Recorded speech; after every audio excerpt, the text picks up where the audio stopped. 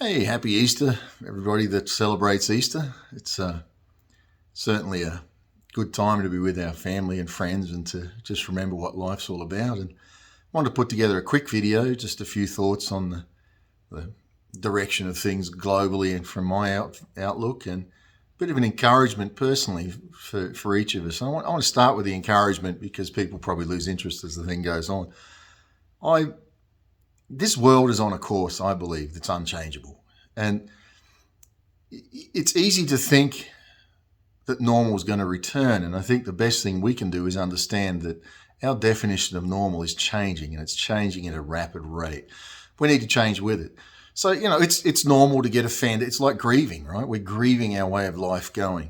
So we grieve the loss, we grieve the offense of it, we think we can change it, we can't, and whatever those stages of grieving are. Some of you know better than I do, but even though I've lived it, didn't take the time to identify what was what, I just lived it.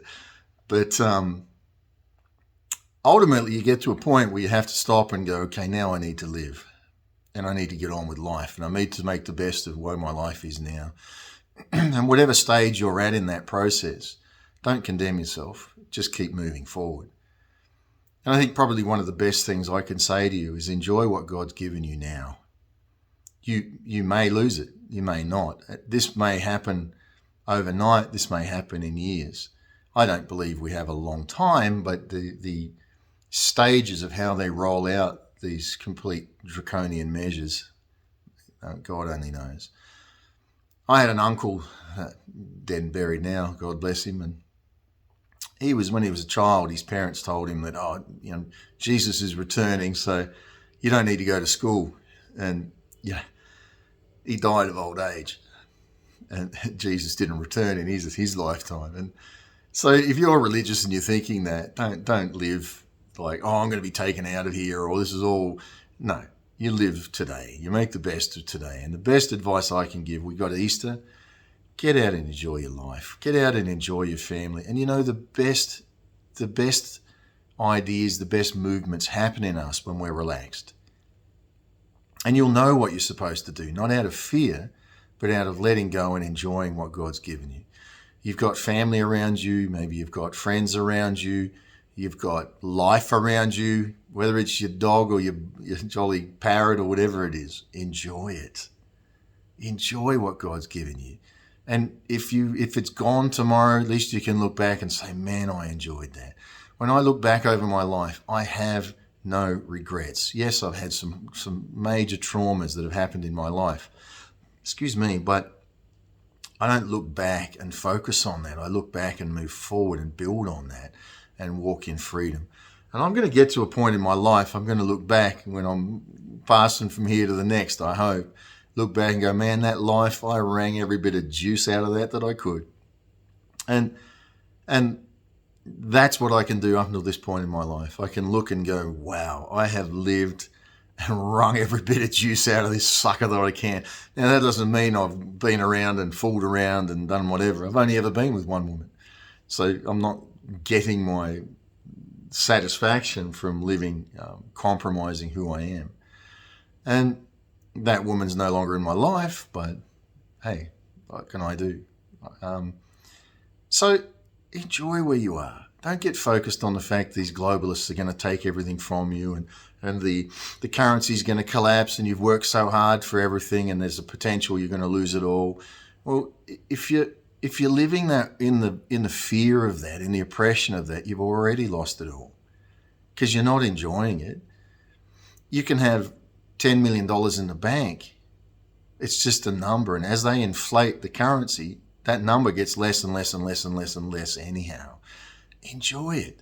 Some of you, you're supposed to have been a blessing to people and a blessing to life and a blessing to what's around you. Use this as an opportunity to bless instead of hoarding. Maybe it's a great time to wake up and say, there's people's lives that I need to help. There's wrongs that I need to set right. There's people that I've defiled and destroyed and done things, and I need to go back and revisit that and do what's right. I suggest now's a good time to set things right in your life and to enjoy life. To me, that's with my Creator. So that's that part of the video. Now I just want to touch on some of my thoughts globally. Gerald Celente, I share a lot of his videos, and he says when all else fails, they take us to war. And that's very true. And it's funny, just this last week I was talking with a friend and said, look, I think the place to watch is Iran, and even biblically, but I'll leave that out of it and I'll just talk naturally. Said Iran and that Middle East is an area, Saudi Arabia. Saudi Arabia is key. I mean, I don't know if you've seen the Fox News article where they're saying, oh, Saudi, and it's funny. Oh, it's not funny. It's sad that the person they're interviewing is almost, in my opinion, they're in trauma. They're almost in tears over thinking that their way of life is going to disappear, and rightly so. It is. But this is the first time America has been at the complete mercy of someone that they don't have any control over. And Saudi Arabia is holding the keys to the US currency in their hand. And the US, if they're honest, they're at the mercy of Saudi Arabia. And Saudi, what they don't know, and many people don't know, is Saudi's already done deals with China and with Russia.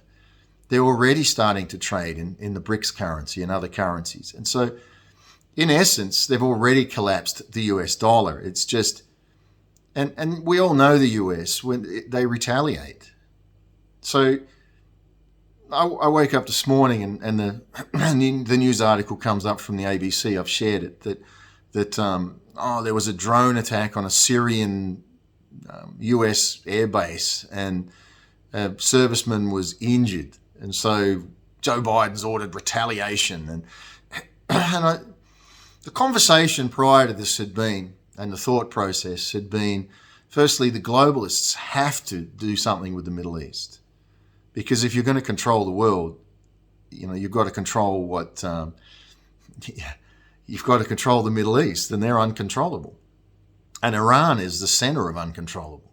So Iran has a target painted on it. And I actually just probably 2 or 3 days ago sent a message to Melissa, the one I do the videos with, and said, look, keep an eye on Iran. If you see anything on Iran, let me know.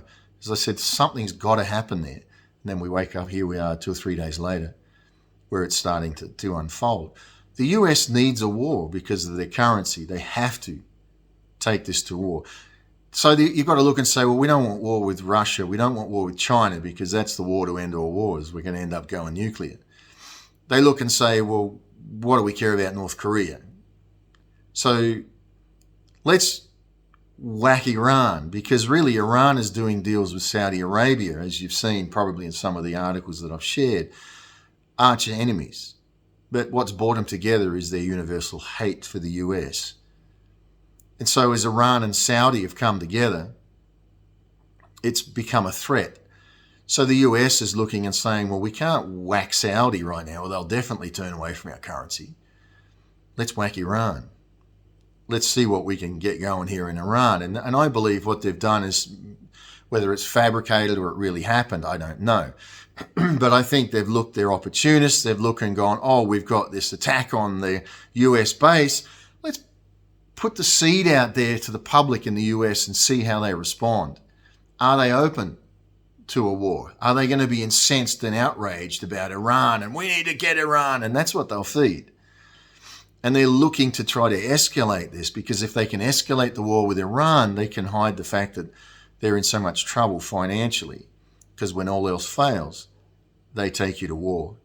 So I think the natural place that the US administration will be looking and saying, where can we have a war that's going to take away from this? It basically has to be in the Middle East, and it has to be Iran, because pretty obvious, right? I mean, I'm not going to treat you like you're stupid. It's Iran's the place. I think we're going to see escalation in Iran. I don't believe the US currency is going to disappear today. It's going to disappear overnight. You're going to go to bed one day, you're going to wake up the next day, and the currency is going to be gone. But I think their plan, as I've mentioned in a previous video, is to overinflate the currency, the paper currency, and allow the CBDC to stay low. So a loaf of bread in the greenback, it could be $10, but on the CBDC it's 50 cents. So they're going to coerce people to go to the CBDC, which obviously there's a lot of things they're going to attach to that, like 15-minute cities and movement restrictions and time limits on your currency, like they've done in places like Taiwan. If you don't spend it within a month, you lose it. And so they're not wanting you to save, they're wanting you to continue to spend to stimulate the economy, while they're going to steal everything and plunder with the paper currency, because inflation is a dishonest tax that the government puts on us. And they're going to pay for all of this COVID and everything that they've done by stealing our currency. That's unchangeable. You can be offended at that, but it's while you sit in your offence, and you will be offended, it's going to happen. Are we going to change this? Absolutely not. I do not believe so. I think that there's more continued outrage over it, but I just bumped into a friend yesterday and he knew nothing about CBDCs. I was like, buddy, where have you been? I mean, the whole world's about to go over this. It's gone live in Australia, it's live in the US, and God knows where else. And in July, I think it is, they're actually kicking it up where it's becoming fully, I think, tradable almost. And so, but people don't even know about it because the mainstream media is hiding it. And anybody at this point that was believing or feeding on mainstream media, they just want to live denial. They want to live the lie. They want to be in denial. But you don't, or you wouldn't have got this far in the video. Enjoy life. Enjoy what you've got while you've got it. Because if that changes, yeah. Now, you can take a CBDC. People say it's the mark of the beast. Well, I think it's headed in that direction. I don't think it is the mark of the beast. I don't think it's an unforgivable thing to take a digital currency. But it's leading in that direction. It's desensitizing us to what will ultimately be a mark of the beast. And so I think people will be presented with a normal, not really normal, but a version of normal, an acceptable level of normal that's a little bit out of their comfort zone, but not too far out if you take the CBDC. And people will go to it because they want normal. I mean, let's be honest. If you were faced with, I can't pay my land taxes unless I have a digital ID, I can't work without a digital ID, I can't go into the shop and buy and sell without a digital ID, the majority of people will take the digital ID. You can't drive a car without your digital driver's license, and that's going that way. I'm here in Australia currently, and these things are already in place and being ramped up. And don't think it's not coming to you. It is. And so ultimately, the decision that we're all going to be faced with is, am I going to be an outcast of society, potentially lose my homes, lose my car, lose my ability to function, to work, to have a bank account, to buy and sell because I'm so passionately against the CBDC? I don't think so. I think most people will take it. Then there'll be those that are saying no, and they'll fight at various levels and stand against it and go out into communes and all sorts of things. But ultimately, enjoy what you've got while you've got it. Make those decisions as you're confronted with them. But right now, live. Yeah. God bless you. For me, as you know, and I don't hide it, for me, it's my spirituality. I have a relationship with Jesus, not the way organized religion does, but it's all I can call it is a spiritually romantic flow, where it's not rules, you shouldn't. I'm free to do everything, but I don't want to do everything. Because I'm free to sin, I don't sin. I still do probably, but I'm just saying, I think true romance of God is saying you're free. Be who you are, the best version of you, and enjoy the best life that he's given you. And then we can walk through anything together. So God bless you. Hey, I'm really glad you're here. I think we're getting through this together, piecing the pieces together. Thank you so much for the stuff you send me. There's so many of our eyes out there now. If you're seeing stuff on Iran, have a look at the article on Saudi Arabia. And if you've got thoughts, let me know. Let me know.